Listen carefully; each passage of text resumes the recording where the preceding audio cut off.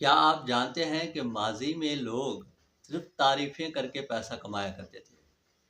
اور حیرت کی بات تو یہ ہے کہ آج بھی لوگ تعریفیں کر کے ہی پیسہ کماتے ہیں۔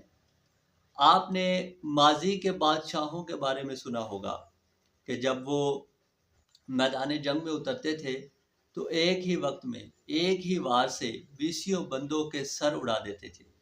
تلوار بازی، نیزہ بازی، گھڑ سواری اور تیر اندازی میں ان کا کوئی ثانی نہیں تھا۔ جب وہ بادشاہ علم کے میدان میں اترتے تھے تو اپنے علم کے ذریعے بڑے بڑے علماء کو حیرت میں ڈال دیتے تھے، اور سخی اتنے ہوتے تھے کہ سخاوت بھی ان کے در پر آ کر بھیک مانگتی تھی۔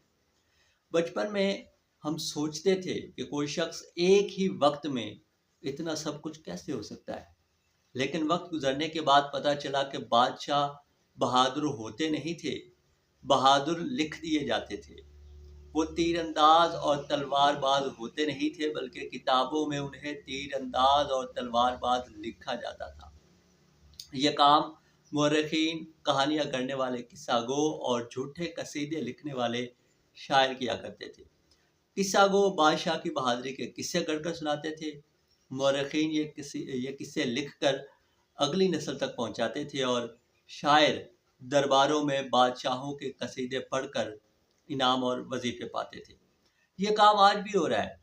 فرق یہ ہے کہ ماضی میں یہ کام سرکاری قصہ گو، تنخواہ یافتہ چاپلوس مورخین اور غربت کے ہاتھوں مجبور بے ضمیر درباری شاعر کیا کرتے تھے، اور آج یہ کام نیشنل ٹی وی پہ بیٹھ کر صحافی کیا کرتے ہیں۔